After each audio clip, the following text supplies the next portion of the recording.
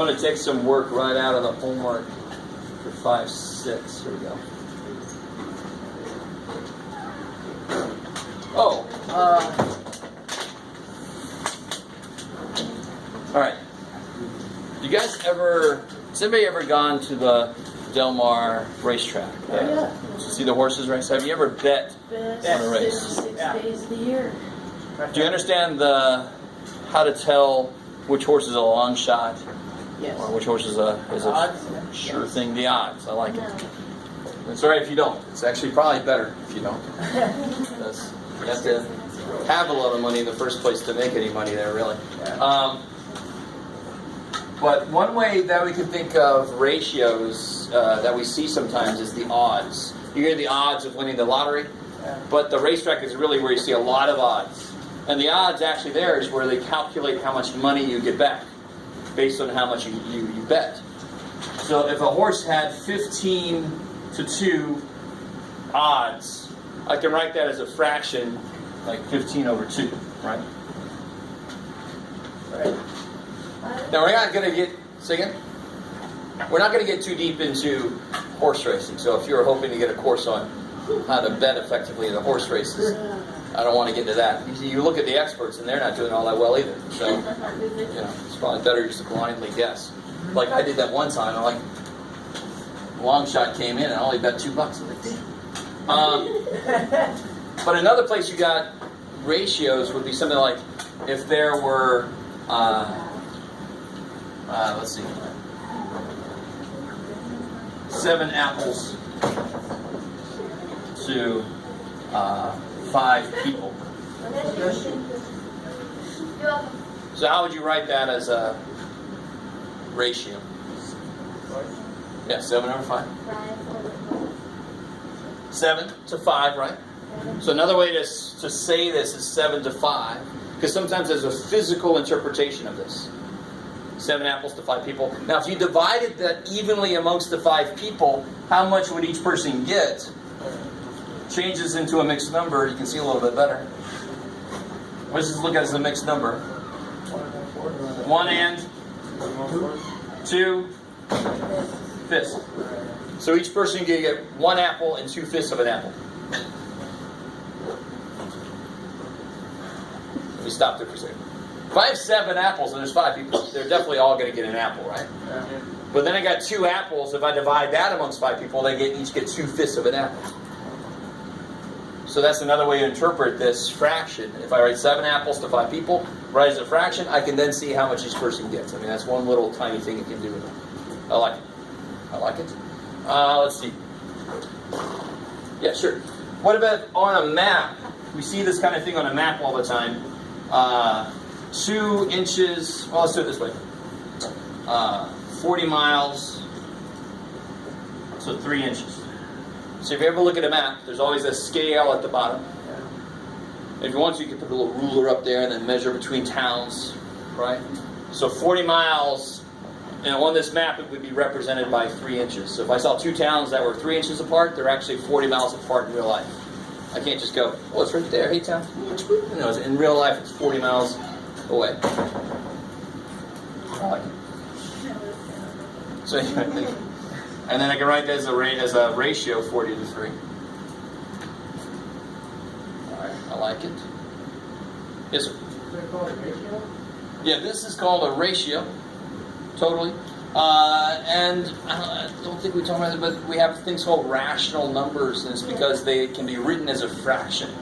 So this is a ratio. Yes. Can we add that 3x instead of 3? Bless you. Why would it be 3x? Oh, because there is an x. No, it's inches. So on a map, 3 inches would represent 40 miles in real life. I like it. I like it. It's up here. Probably. Alright. So there's a whole section, like for example, if it was 12 feet to 46 feet, can you write that as a fraction and then reduce it?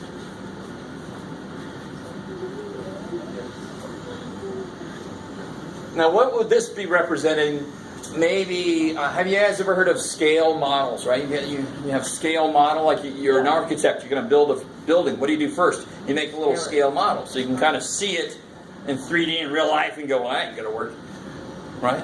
So I can scale it down. This looks to be almost scaled down by 1/4. If that was 48, this would be exactly a 1/4 scale model. But for some reason, they didn't make it that way because they wanted to be more mathy about it, I guess. Engineers, what do you want? Well, engineers and architects don't even start. So how do I write that as a fraction? 12/4. How do I reduce it?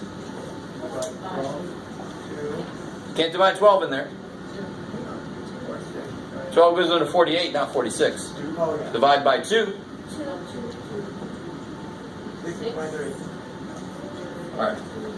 So my scale model, every 6 feet on my scale model would be 23 feet in real life. I like it. So you can have Legos, and that would be extreme scaling. That would be like inches to feet, more like it. Or you can have a model that's this big that models a building. Well, that would be a decent size, a decent scaling down to that building. Or maybe, yes? So why did we divide by 2? Why did you make it as a mixed number like you did in number 2? Well, because why wouldn't I make this into a mixed number? Because the top is not bigger than the bottom. Yeah, I could though, but in this one I couldn't. In general, you could. Say again? I was just wondering how we can make that mixed number. You can't. Okay. But he was just asking why did I do it there and not here. It's just because I couldn't. Cool. Plus, it would sort of lose here. It was sort of like using this to go to real life. This would mean each person could get 1 2/5 apples, right? Here, if I made this into a mixed number, if this was turned the other way, it would lose the relationship between the top and bottom. This means every 6 feet, and the scale model is 23 feet in real life. If it was turned around and made a mixed number out of it, it would lose that relationship. Do you see what I mean? Yeah. Okay. So there's a whole section with problems just like this. You make it into a fraction, and you reduce it. Valuable stuff. Yeah. I can never tell if that's sarcasm or not. That's real. It is? Yeah. You can use it in a Can we do another one? Sure. 180 calories over 16 ounces. Well, okay. 180 calories 16 ounces. per 16 ounces. How do I write that as a ratio? 180. Do I divide that right? Well, if you don't know, just start with 2. They're both even, right? So to start with 2, 180 divided by 2 is 90. 16 divided by 2 is, they're still both even. Divide by 2 again. Yeah. So you don't have to get the final answer in one step. You just do what you see, and then don't stop here because you're like, I did something, man. What do they want from me? You still got to do something if it can be done. All right. Now, this used to be a bigger deal, but nowadays, how many of you guys actually go shopping? Anybody? I think most of us go shopping. Yes. Yes. Okay. Okay. It wasn't really part of the question, but there's a thing called unit price, because not always is it true that the bigger container is the better deal. That's actually not always true. So if you shop any, you actually know this is true by now, that is not always the case. So if I had a 28 ounce package that costs, what do you got, Jeff? I don't know. $3. And I got the bigger 60 ounce package costs, come and see. What you got, Jeff? I don't know, man. Costs, let's say 6 bucks.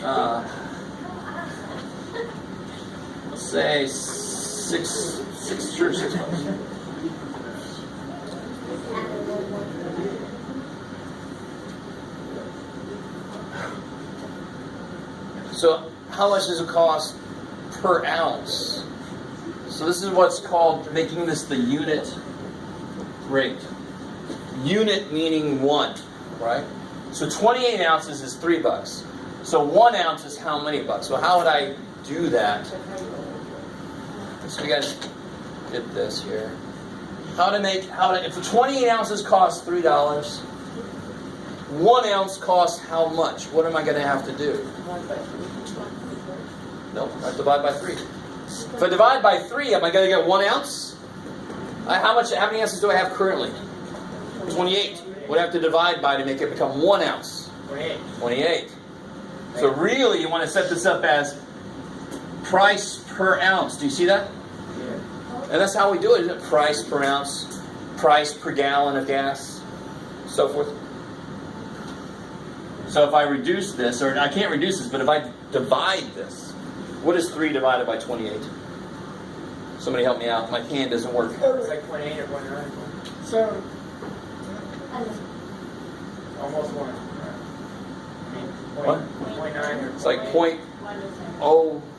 0.1 is 0.0 something. 09. Say again? 3 divided by 28. Not 28 divided by 3. 3 divided by 28. 107? I like it. So what does that mean? That means about 11 cents per ounce. I don't know if you guys see this. This is still dollars per ounce, but what's on the bottom now? 1. Really what this makes it, 28 divided by 28 is 1. 3 divided by 28 is that. So it's like 11 cents per ounce. Let me let that sink in for a minute. Because what's really funny to me is that stupid bowling alley at the bottom of the hill over Fletcher Parkway, it's got 0.99 cents. That's not even a freaking penny. That's less than a penny. 0.99 cents for an hour of bowling. I'm like, well, that's a deal. Here's a penny. Keep the change. I don't know if you guys understand what I'm saying. They meant this. They meant this or that. Right? That's related to what I'm saying here. This is $0.107, which is about 11 cents. About 11 cents.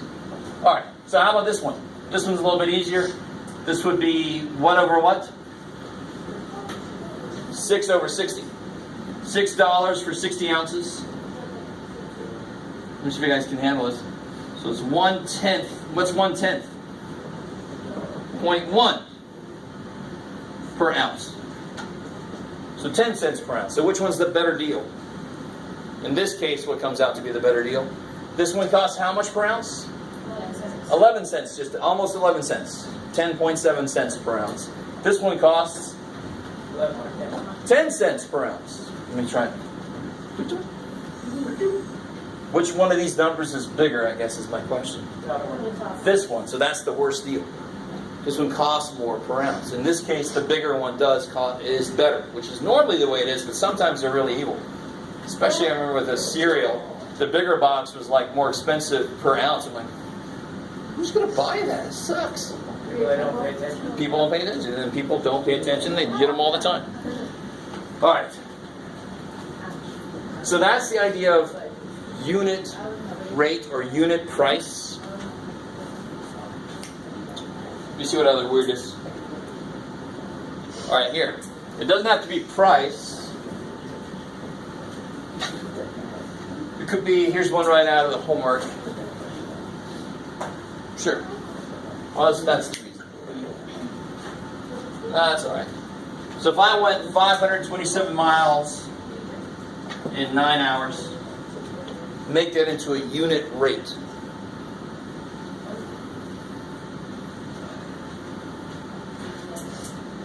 If you ask me, how fast did you go? And I say, I went 527 miles per 9 hours. You're like, who the hell are you?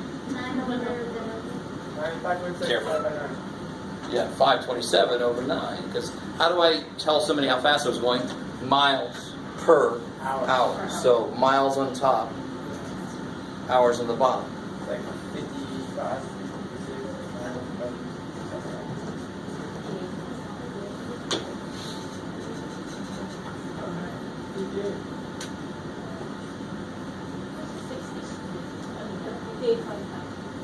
58 and a half, roughly. Okay. 5, 5, 5, 5. All right. Maybe. So the idea of unit price for items you buy in the grocery store, unit rate in general, is just making it per one instead of per whatever. That's the word unit references one.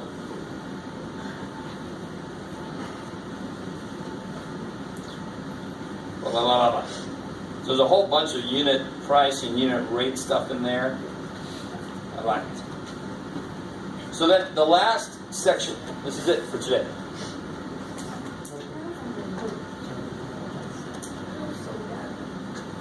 The last section deals with these things. Let me see what you guys know about these things already.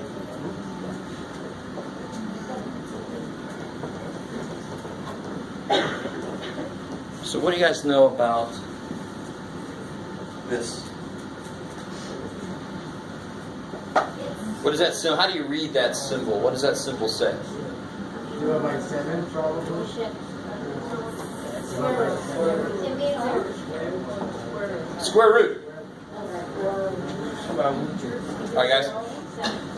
So again, if it's been a while, if you forgot, this is how you read this symbol. This is the square root. It's the opposite of squaring something. So since, what do I square to get 49? 7. Since 7 squared is 49, the square root of 49 is 7. Let me stop it for a second. There is something about this, because what's understood to be here? Do you guys know what's understood to be right here? A 2. Because I could have a cube root, a fourth root, a fifth root. Whoa. Sorry. We're in like a higher frequency law and order Oh, you got it. Ding ding.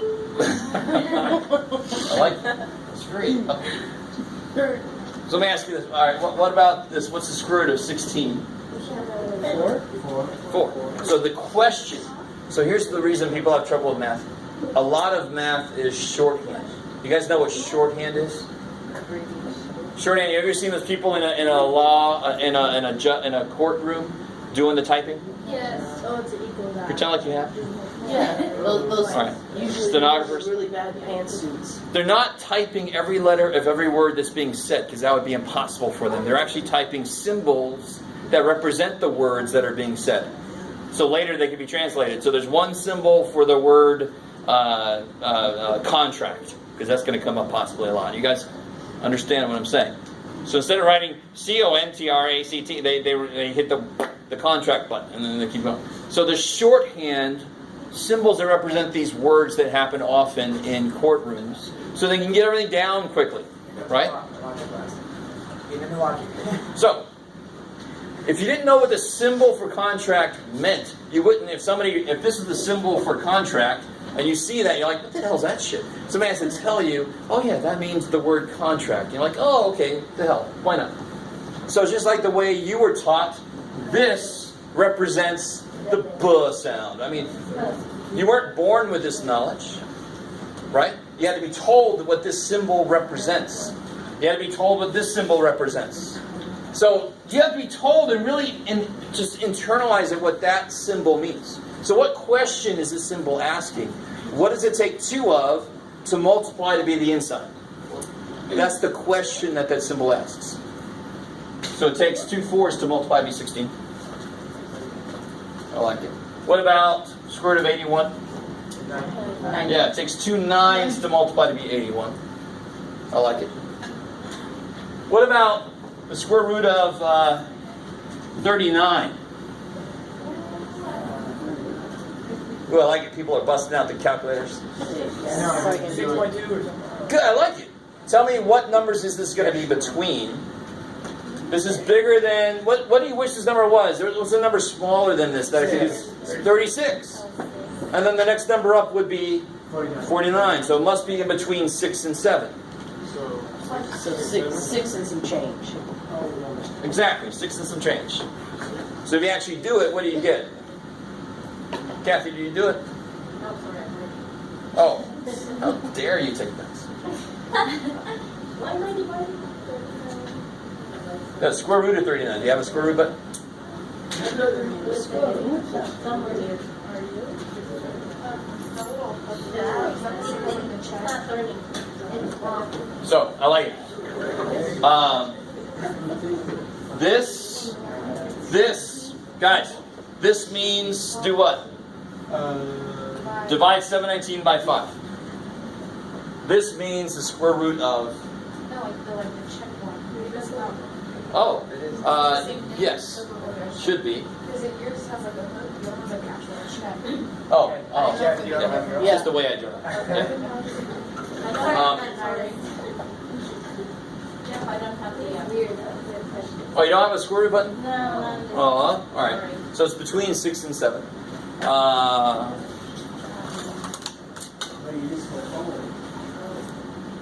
What is that? 6.245.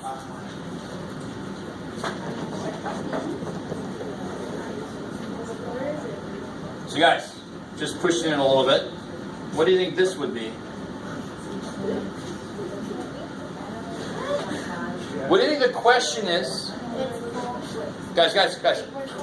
What's the question? What's happening? No. What was the question here? Because there's an understood 2 here. So the question here was, what does it take 2 of to multiply to be 81? That's why the answer was 9. Because it takes 2 9s to multiply 81. So what do you think the question is here? What does it take 3 of to multiply to be 8? 2. Yeah, because what happens when you break 8 up?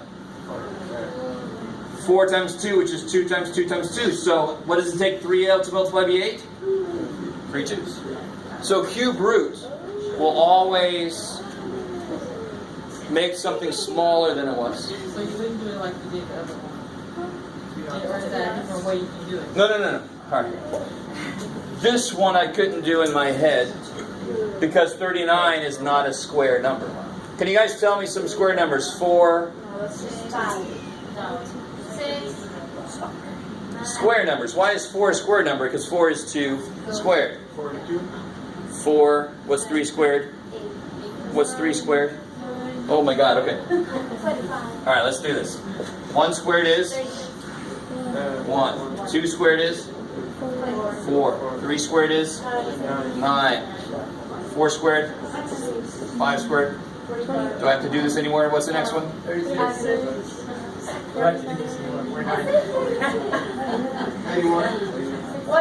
64, sorry.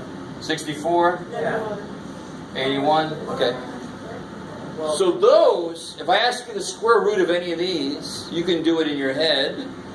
Correct. I'm going to tell you, can't use your calculator for that kind of question. You should be able to reason out to yourself, square root of 25 is 5 because it takes 2 5s to make 25.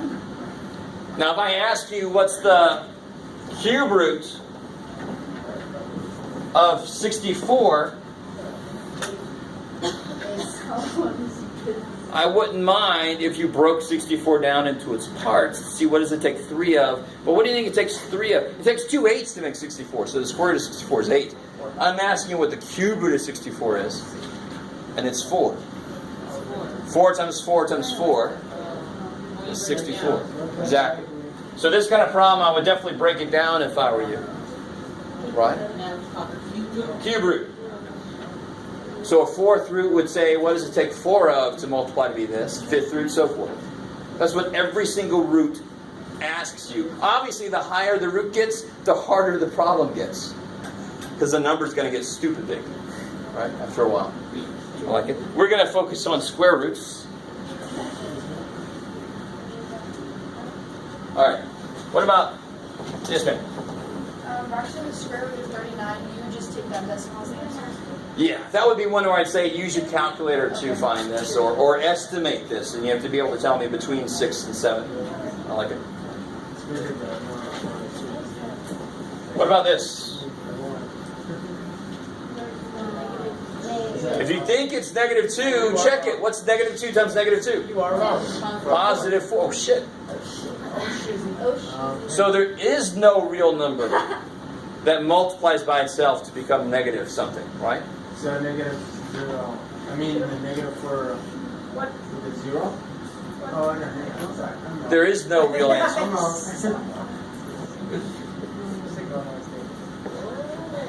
What? Not real. Real number. Any real number times itself will be positive or 0. Regardless. Right? 0 times 0 is 0. That's the only one that's not positive. Unless you have it on the outside, right? Say again? Unless you have it on the outside. Beautiful. I love it. This is, what's the square root of 4? 2. Put a negative on it. So this was not asking you to take a square root of a negative number. You can't do that. This is saying take the square root of a positive number, which you can do, and then put a negative on it. So this will be negative 2.